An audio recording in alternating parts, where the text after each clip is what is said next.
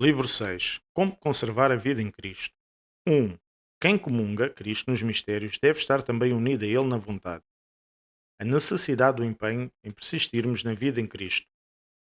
Aquilo que na vida em Cristo lhe é atribuído e só a Ele convém é o seguinte: a constituição desta vida depende, efetivamente, desde o início, só da mão do Salvador, mas preservá-la já estabelecida e manter-nos vivos é efeito também do nosso empenho. Aqui requer-se a parte do homem e o seu contributo para não desbaratar a graça depois de a termos recebido, mas antes conservá-la intacta até ao fim e partirmos deste mundo com o nosso tesouro na mão. Por isso resta ainda considerar com que meios é possível chegar a bom termo no presente combate.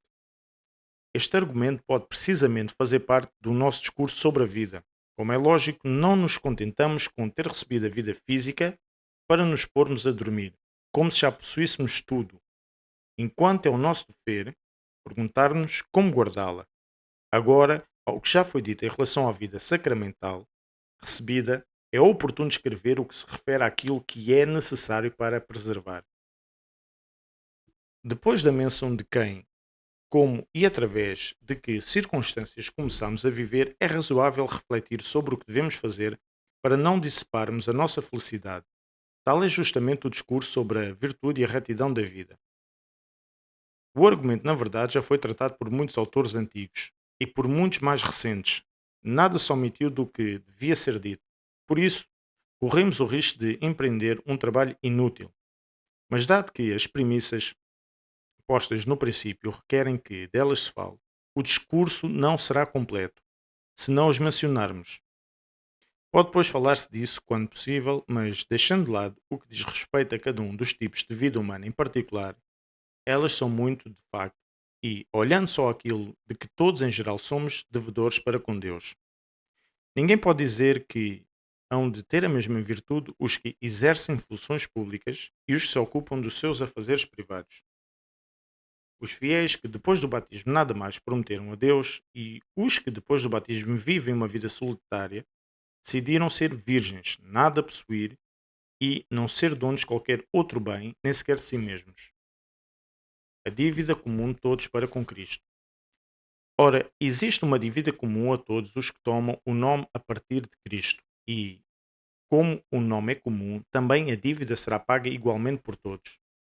Não é possível desculpar os que não cumprem tal dever, seja qual for o pretexto que apresentem, a idade, a profissão, a sorte ou qualquer condição de vida, também não o encontrar-se no fim do mundo, a solidão, a cidade, os tumultos ou qualquer outra desculpa entre as habitualmente apresentadas pelos acusados. Nada pode opor-se a este preceito. A todos é possível não contrair em si a vontade de Cristo e dispor a própria vida conforme o seu beneplácito, respeitando absolutamente as suas leis. Não pode dizer-se que isso esteja acima das forças humanas, de outro modo, não se proporia a uma pena para os transgressores. Não há cristão algum que não tenha consciência de ser obrigado a pôr em prática tudo o que dizemos. Ao acercar-se do Senhor pela primeira vez, todos igualmente prometem segui-lo sempre, e só depois de estarem ligados com este pacto participam nos sagrados mistérios.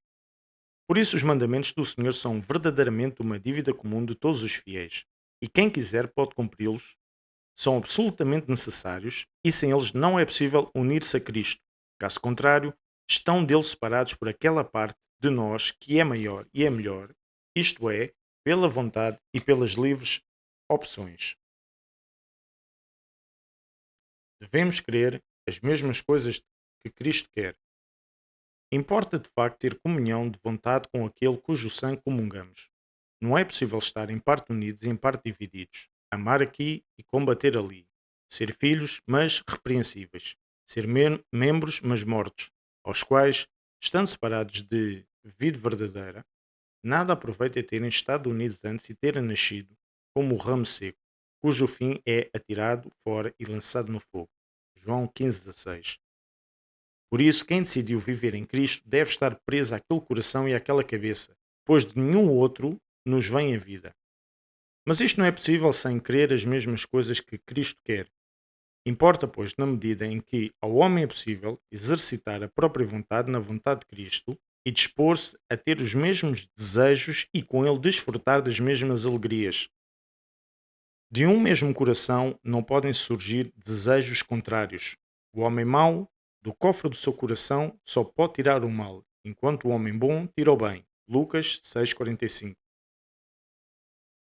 Assim os fiéis da Palestina tinham um só coração e uma só alma.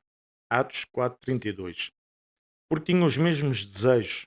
De modo semelhante, se alguém não tem comunhão de espírito com Cristo e se comporta em sentido contrário aos seus mandamentos, já não guia a sua vida segundo o coração de Cristo, mas depende certamente de outro coração. Em contrapartida, David que diz: Não esqueci os teus mandamentos. Salmos 118, 83. Foi tido por Deus como conforme ao seu coração. 2. Permanece em comunhão de vontade com Cristo aquele que faz memória dos seus mistérios. Quem éramos nós? Em que nos tornamos? A importância de permanecer com a mente nos mistérios. Ora, se não é possível viver sem depender daquele coração, e se não é possível depender sem ter a mesma vontade, vejamos, para poder viver, de que modo poderemos amar o que Cristo ama e frui das suas alegrias. O princípio de toda a ação é o desejo, e o princípio do desejo é o pensamento. Portanto, é preciso, antes de mais, desviar das vaidades do olhar da alma, para ter o coração sempre cheio de bons pensamentos e não haver nenhum lugar vazio para os maus. Há muitos temas de que convém fazer objeto de meditação, trabalho da alma, delícia e ocupação da mente. Mas o mais doce e o mais útil de todos, quer dele se fale ou nele se pense, é o discurso sobre os mistérios e sobre a riqueza que dele recebemos. Quem éramos antes de ser iniciados e em que nos tornámos depois. Qual era a antiga servidão e qual a liberdade presente no reino? Que bens já nos foram concebidos e quais os que nos estão reservados no futuro? E acima de tudo, quem nos dá todos esses benefícios, como a sua beleza e a sua bondade, como ele amou o género humano e como é grande o seu amor. Deus esvaziou-se a si mesmo por causa do amor. Quando o espírito e a alma estão presos e possuídos por estes objetos, não é fácil voltar o pensamento e o desejo para outras coisas, por mais belas e sedutoras que sejam. De facto, os benefícios de Deus são superiores a todas as coisas pela qualidade e pela grandeza. E o amor que o leva a concedê-los é maior do que a capacidade de compreensão dos homens. Assim como o amor humano, quando transborda e se torna mais forte do que aqueles que o recebem, põe fora de si os amantes. Assim, o amor que Deus tem pelos homens o esvaziou. Deus, ao convidar o servo a quem ama, não permanece no mesmo lugar, mas desce e vai à sua procura. Sendo rico, vem à morada do pobre. Ao apresentar-se, declara diretamente o seu amor e busca um amor igual. Rejeitado, não se afasta. Perante a insolência, não se incoloriza. Expulso, permanece à porta. Apocalipse 3:20. E faz de tudo para se mostrar verdadeiro amante, martirizado, suporta e morre. Duas características revelam o amante e o fazem triunfar. A primeira consiste em fazer bem ao amado em tudo o que é possível. A segunda em escolher sofrer por ele e suportar coisas terríveis se necessário. Esta última prova de amor, muito superior à primeira, não podia, no entanto, convir a Deus que é impassível em relação a todo o mal. Deus, como amigo dos homens, podia cumulá-los de benefícios, porém, se permanecesse longe, não poderia suportar por eles a dor e as chagas. O amor era, pois, sem limites, mas faltava ainda o sinal que o tornasse manifesto. Não devia, por isso, permanecer oculto quão imensamente Deus nos amava. Assim, para nos provar o seu grande amor e mostrar que nos ama com amor sem limites, Deus planeia a sua aniquilação e realiza de modo a poder sofrer e padecer coisas terríveis. Desta forma, com tudo o que suporta, Deus convence os homens do seu extraordinário amor por eles e de novo os atrai a si, a eles que fugiam do Senhor bom, julgando ser odiados, e nunca mais se despojará das suas chagas. Todavia, eis a máxima vontade. Deus não só consentiu em padecer as coisas mais terríveis e morrer coberto de chagas, mas mesmo ressuscitado, depois de ter reerguido o corpo da corrupção, cinge-se ainda dessas feridas. Apresenta no seu corpo as cicatrizes e assim aparece aos olhos dos anjos. 1 Timóteo 3,16. Tem-nas por um ornamento e compraz em mostrar que sofreu horrivelmente. Possui agora um corpo espiritual. 1 Coríntios 15:44. E, por isso, despojou-se de todas as outras qualidades do corpo. Não permaneceu o seu peso, nem a sua espessura, nem qualquer outro padecimento do corpo. Mas não se desligou das suas chagas, não eliminou as cicatrizes. Pelo contrário, por amor dos homens, quis amá-las por meio delas. Reencontrou aquele que se tinha tresmalhado. Com elas conquistou o objeto do seu amor. De outro modo, como poderiam subsistir razoavelmente num corpo imortal os sinais das feridas que a arte e a natureza por vezes fazem desaparecer, mesmo dos corpos mortais e corrompíveis? Parece até que ele desejava sofrer mais vezes ainda por nós, mas tal não era possível, porque o seu corpo se subtraria de uma vez por todas à corrupção e porque ele queria poupar os homens de o atormentarem ainda mais. Por isso, determinou conservar no corpo os sinais da sua imolação, trazer sempre consigo a marca das feridas impressas sobre a cruz, de uma vez para sempre, para que se tornasse claro, desde então, que, por amor dos seus servos, ele foi verdadeiramente crucificado e trespassado no seu lado, tendo mesmo por ornamento real aquelas feridas com a inefável irradiação da sua glória, que é que poderá igualar semelhante amor? Que mãe há assim na terra é tão terna? Qual o pai que assim ama os seus filhos? Quem é que alguma vez concebeu um amor tão louco por qualquer homem bom, a ponto de suportar ser atacado por aquele a quem amava, porque o amava, e conservar ainda o amor pelo ingrato, além de ter em grande conta as feridas que recebeu? Foi precisamente o que se verificou no caso daquele que não só nos ama, mas nos tem ainda em grandíssima honra. É justamente o cúmulo da honra. Não se envergonhar das enfermidades da nossa natureza, mas sentar-se no trono real com as chagas herdadas da humana debilidade. Além disso, ele não honra quanto às graças a natureza humana em geral, descurando cada um em particular, mas convida a todos para as coroas celestes, libertos da servidão. Torna os filhos adotivos, a todos abre o céu e ao apontar a meta e o modo de se elevar, oferece igualmente as asas. Aliás, não se contenta com isso. Ele próprio guia, sustenta e conforta os preguiçosos. E eu ainda não disse o mais importante. A permuta do Senhor com os servos não chega só a este ponto. Não se limita a tornar-se participantes dos seus bens e a dar-nos a mão, mas oferece todo inteiro a nós, pelo que somos o templo do Deus vivente. 1 Coríntios 3,16. Estes nossos membros são membros de Cristo. Os querubins adoram a cabeça destes membros, e estes pés e estas mãos dependem daquele coração. Fixos no amor, cresceremos no amor. Não acreditais que tais pensamentos são mais úteis e mais suaves do que qualquer outro? Se refletirmos sobre eles, deixando que dominem a nossa alma, torna-se impossível que em nós se abra o caminho para qualquer mau pensamento. Depois, ao entendermos os benefícios, não poderemos deixar de crescer no amor para com o nosso benfeitor. Assim, amando intensamente, seremos também cumpridores dos seus mandamentos e estaremos em comunhão com a sua vontade. De facto, o Senhor diz: quem me ama, guardará os meus mandamentos. João 14:21. Por outro lado, se reconhecermos a excelência da nossa dignidade, não iremos atraiçoá-la facilmente. Se estivermos convencidos de que o reino nos pertence, não suportaremos servir o servo fugitivo. Não abriremos a boca para falar maliciosamente, se tivermos em mente a mesa eucarística e o sangue que ungiu de púrpura os nossos lábios. E como poderemos usar os olhos, que contemplaram tão grandes mistérios para aquilo que não se deve? Não moveremos os pés, não estenderemos as mãos para qualquer coisa de mal, se na nossa alma estiver operante este género de pensamentos.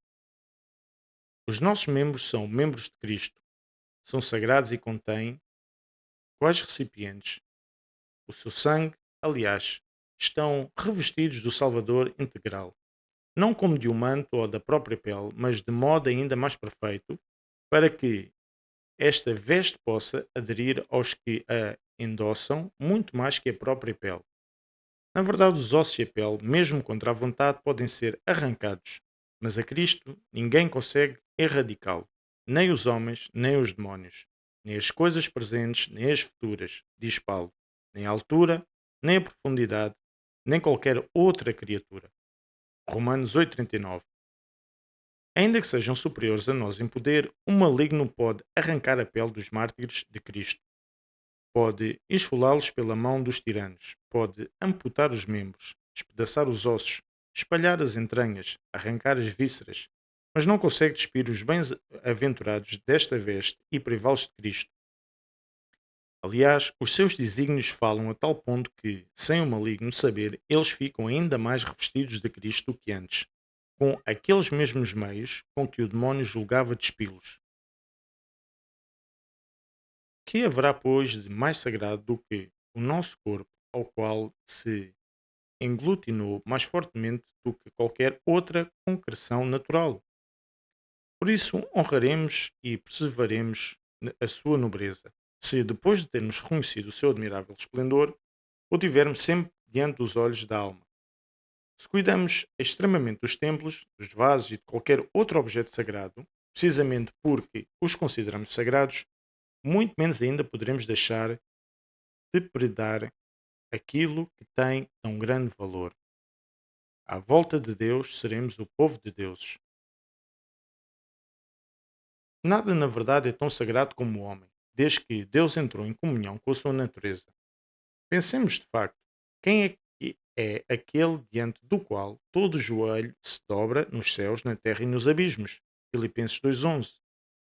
Quem é aquele que virá sobre as nuvens do céu com muito poder e glória? Mateus 24,30. Incomparável e incomparável esplendor. Verdadeiramente homem e também Deus. E cada um de nós pode resplandecer mais do que o sol. Mateus 13,43. Erguer-se acima das nuvens. 1 Tessalónicas 4,17. Ver aquele corpo de Deus, erguer-se para ele, voar para ele, aceder à sua presença e contemplá-lo serenamente. Quando o Senhor se manifestar, será rodeado pelo coro dos seus servos bons, e sob o seu esplendor também eles hão de resplandecer. Colossenses 3,4. Que espetáculo! Ver uma multidão inumerável de luzes acima das nuvens, homens arrebatados ao alto a celebrar uma festa solene sem comparação. À volta de Deus, um povo de deuses, cheios de beleza a rodear o belo, familiares que estão à volta do seu Senhor, que não é ciumento, pois que associa os seus servos ao seu esplendor e não considera uma diminuição da sua glória levar muitos a tomar parte no seu reino. Ao invés do que acontece com os poderosos deste mundo, que, mesmo se dispostos a conceder tudo o que é devido aos seus súditos, não toleram, nem por sonhos, que participem do seu cetro. O Senhor não trata os seus servos com o respeito devido aos servos, mas considera-os amigos e trata-os segundo as normas da amizade. João 15,15. Segundo o que estabeleceu desde o princípio, tudo põe em comum com eles, e não concede só este ou aquele bem, mas inclusive o reino e a coroa. Não será aquilo que entende o bem-aventurado Paulo quando diz: somos herdeiros de Deus, co-herdeiros de Cristo. Romanos 8,19. E reinaremos com Cristo se participarmos nos seus sofrimentos. 2 Timóteo 2,12. Que prazer pode competir com semelhante visão? Um coro de bem-aventurados, uma multidão exultante. A luz esplandece desde o céu à terra, mas da terra nascem depois outros sóis para o sol de justiça, e tudo se enche de luz. Aqui os que viveram o seu amor generoso por Cristo, com o exercício da virtude, os sofrimentos, os trabalhos e o cuidado dos seus semelhantes, ali os que imitaram o próprio Cristo na sua imolação e foram entregues à espada, ao fogo, à morte. Os seus corpos luminosos mostram ainda as cicatrizes, levam em triunfo os sinais das chagas como títulos de glória.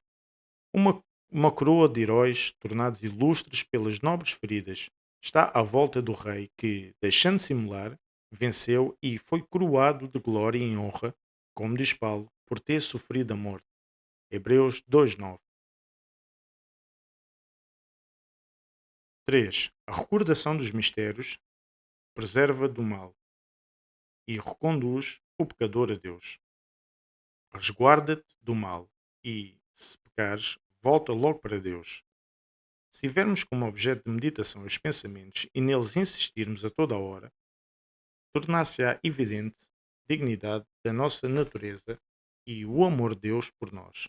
Antes de mais, este exercício impedir-nos-á de regressar ao mal, mas se ainda assim nos acontecer cair, isso facilmente se resolveria.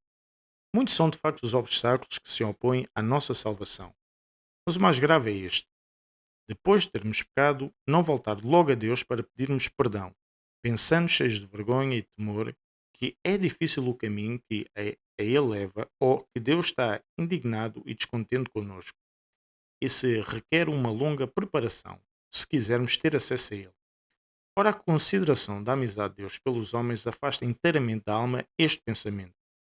Se tu sabes com clareza como bom é o Senhor e que, enquanto ainda falas, te dirá: Eis-me aqui, Isaías 58:9, que é que te pode impedir de te apresentares logo a Ele depois de teres pecado?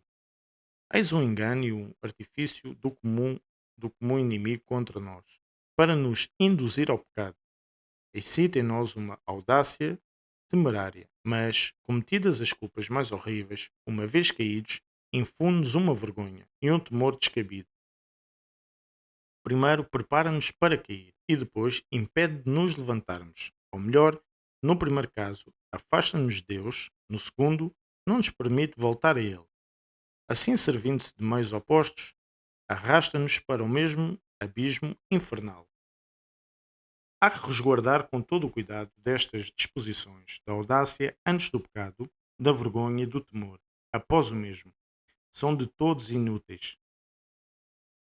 Este temor não é um estímulo, mas torpor para as almas. De facto, não nos envergonhamos das feridas para procurar o remédio para a cura, mas sim para fugir do olhar do Salvador.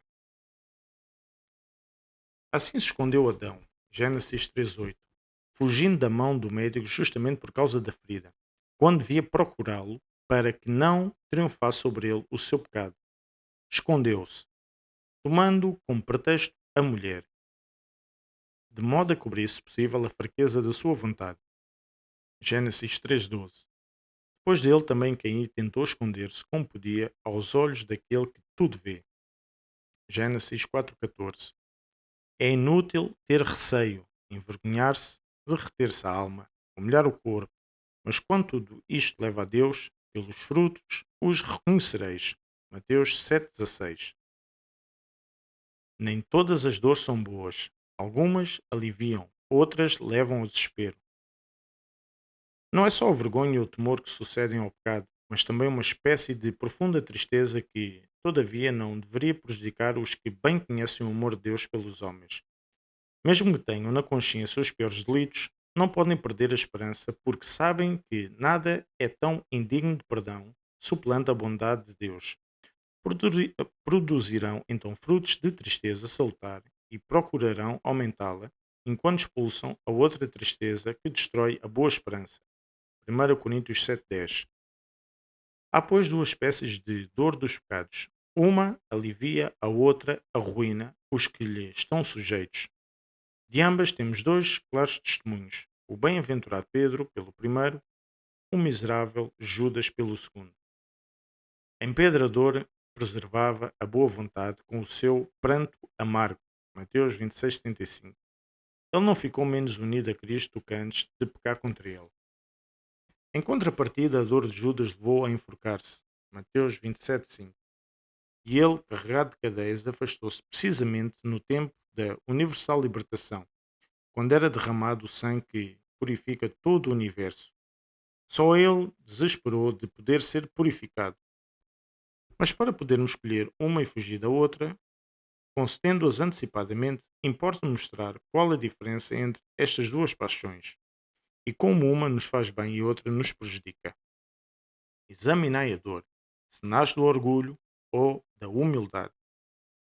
O pecado torna-nos maus diante de Deus e perante nós próprios. Mas enquanto a dor, por causa da nossa ingratidão para com o Senhor, não nos traz nenhum dano e até nos é muito útil, não acontecerá o mesmo se, após termos criado uma excelente opinião sobre nós, vendo-a depois destruída pelos nossos pecados, ficarmos aflitos e abatidos e torturarmos o coração com amarga saudade, como já se não fosse possível viver uma vez caídos em tais culpas.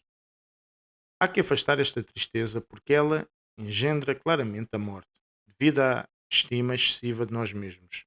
Mas a outra nasce do amor pelo Senhor, reconhece claramente o nosso benfeitor e sabe muito bem que não lhe damos nada do que todos lhe devemos, nem com a nossa maldade lhe retribuímos benefícios. Por isso, assim como o orgulho é um mal, também o é a dor nascida das almas por orgulho.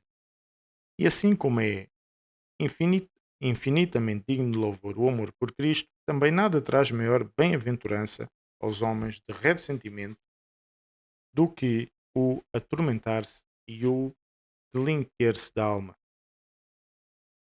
como os dardos de um tal amor. 4. A recordação de Cristo deve ser incessante. Medita sempre em Cristo. Fala sempre de Cristo. Se a dor cheia de graça nasce do amor por Cristo e se o amor por um turno nasce dos pensamentos concentrados em Cristo e no seu amor pelos homens, será de grande ajuda conservar tais pensamentos na memória, revolvê-los na alma e nunca descansar desta ocupação, meditá-los e refletir sobre eles, fazendo deles a delícia da língua e da matéria do discurso na conversação.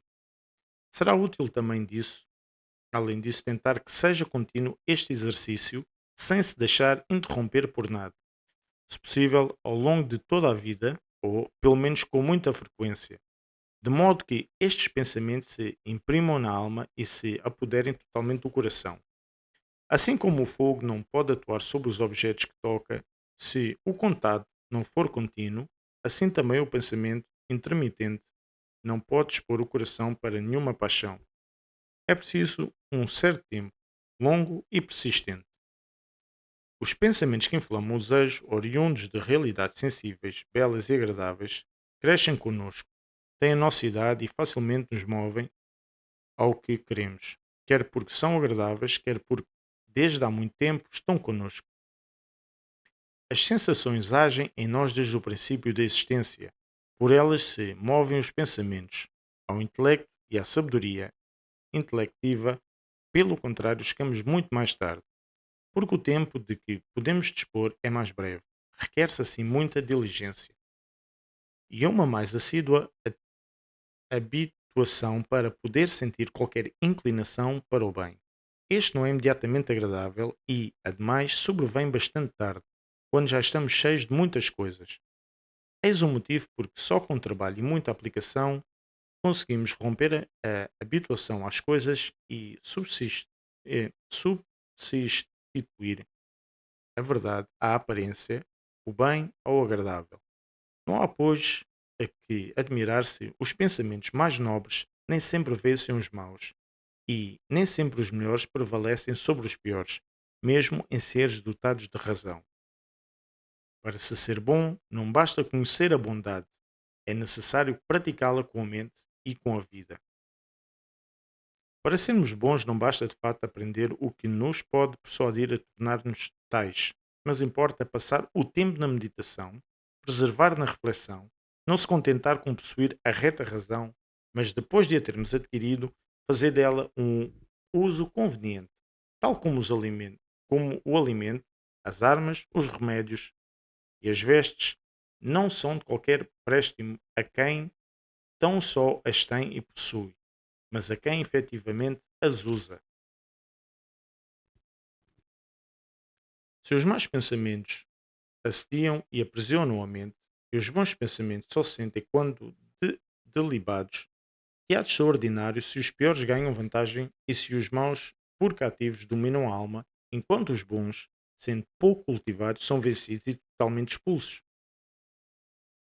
Não é de estranhar que o arquiteto não construa, que o médico não cure, que o mestre de qualquer outra arte não realize a sua obra enquanto não exercer corretamente essa arte. De modo semelhante, não é de admirar que alguém que possui a reta razão, mas não a põe em ação, não tire vantagem alguma do seu empenho. Qualquer um pode servir-se das duas armas para as manejar no modo devido contra os agressores, da própria arte para exercer segundo as leis e dos bons pensamentos como conselheiros para neles aplicar a mente. Não só o suficiente para aprender o que se deve conhecer, mas de modo a persuadir-se depois de o ter conhecido e assim conceber um verdadeiro amor pelo bem. Tudo isso, porém, requer assídua meditação. Mas visto que é prejudicial para a alma ocupar-se de maus pensamentos e neles se comprazer, embora não seja danosa a noção que deles tem, é necessário evitar a reflexão quando se trata de pensamentos maus e estimulá-la quando se trata de pensamentos bons, que é de facto urgente que o fogo nos arde dentro. Querer o bem não é difícil, na realidade, isso não requer nenhum esforço. Acolhê-lo e retê-lo é que existe trabalho, aplicação e um certo método. Como poderemos então empreender corajosamente estas lutas, já que não é fácil fazer a opção de sofrer? Assim conta o que se requer para a luta: o desejo dos bens pelos quais combatemos. Este desejo torna suaves os esforços, mesmo os mais dolorosos. Nada acende tanto na nossa alma o amor do bem como o fato de a mente aprender a considerá-lo e se dispor a conhecer a sua beleza. Foi este o fogo que se ateou na alma do profeta ao falar da meditação de Deus. O meu pensamento queimava como fogo. Salmos 38:4. Noutro lugar, o salmista explica que o objeto da meditação é a lei de Deus e que meditar é a ocupação do homem bem-aventurado. Feliz o homem que se compraz na lei do Senhor e nela medita dia e noite. Salmos 1:2. Se a meditação da lei escrita pode acender um tal fogo, que não fará a lei do Espírito, que sozinha fundiu nos homens o verdadeiro amor de Deus e acendeu um fogo de desejo que por nada pode ser extinto, por nenhuma coisa contrária, nem presente nem futura. Romanos 8:35. Por isso, creio eu, o Espírito Santo na sua vinda apareceu sob a forma de línguas de fogo. Atos 2:3. Trouxe o amor que, como fogo, tudo ousa. Em primeiro lugar, o amor trouxe à terra o autor da lei e o próprio corpo do legislador é fruto do seu amor pelos homens. A sua lei é, pois, toda cheia de afeição. Demonstra o amor de todos os modos, introduz-o no mundo e com afeto persuade. Por fim, ao receber de nós o dom do amor, em troca de tudo aquilo que nos deu, torna-se nosso devedor. O Senhor não dá ordens como a servos constrangidos pelo dever. Logo que nos aproximamos, convide-nos para a comunhão dos seus bens, como já se tivéssemos suportado por ele muitos trabalhos, e já houvesse em nós uma longa prática de amor. Eu, disse ele, combati pelo reino e entrancei a coroa com muitas provações, mas vós recebereis tudo sem trabalho. Nada mais vos peço em troca a não ser que me ameis. Aquilo que não pode obter de nós, como Deus, propõe-se ele alcançá-lo, fazendo-se homem. Oh, inefável bondade! Não só nos ama ardentemente, mas a tal ponto preza o nosso amor por ele que tudo faz para o obter. E porque, e porque é que Deus fundou o céu e a terra, o sol e o universo visível e a beleza do invisível que subsistem só pelo seu aceno? Porque é que nos mostra toda a sabedoria posta em ação ao criá-lo, senão para nos converter a si e nos convencer a amá-lo? Como os amantes mais ardentes, Deus revela-nos a sua sabedoria, a sua bondade, a sua arte, para nos infundir o amor por ele.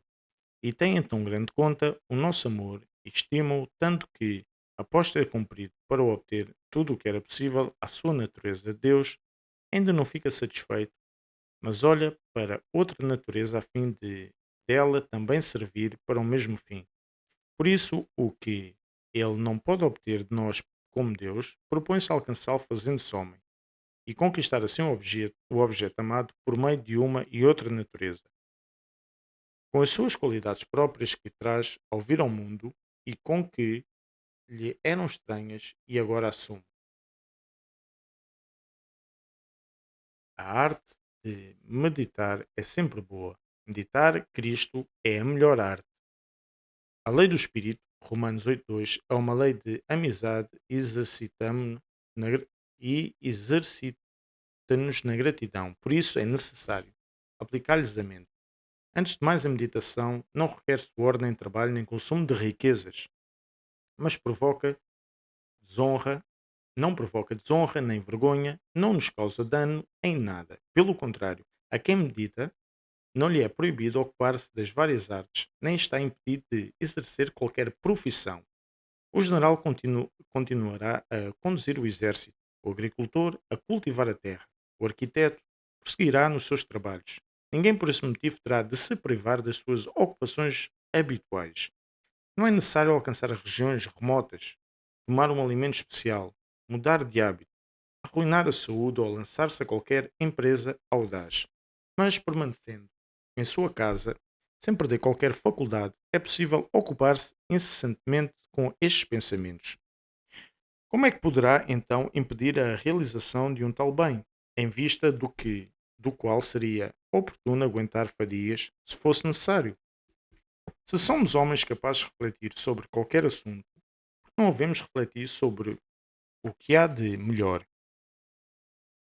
E se ninguém alguma vez julgou que pensamentos vãos, maus ou inúteis causaram dano a alguém no seu destino, na arte, nos bens ou em qualquer outra coisa na vida, muito menos poderíamos imputar uma culpa semelhante aos pensamentos bons e causar de mal o bem. Portanto, assim como os bons pensamentos não se opõem a qualquer interesse, assim também nada neles se encontra que os faça supor desagradáveis.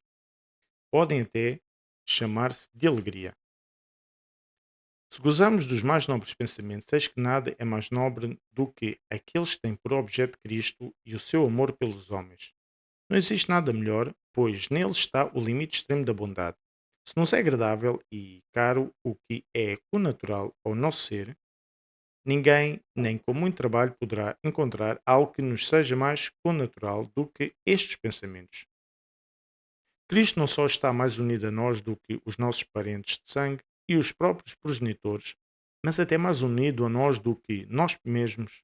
Por isso, nada é mais connatural à alma que reflete do que pensamentos de Cristo. Podemos até afirmar que pensar em Cristo é a ocupação própria das almas batizadas, quer porque nos é familiar e connatural, quer porque é melhor e mais agradável do que qualquer outra coisa que nos possa alegrar. Refiro-me aos que depois do batismo não se endureceram demasiado como os hebreus, a quem o admirável Estevão chamava incircuncisos de coração e de ouvidos. Atos 7,51. Do que dissemos resulta claro que estes pensamentos nenhum dano pode advir à existência humana. Pelo contrário, eles suscitam alegria e amor aos que os nutrem.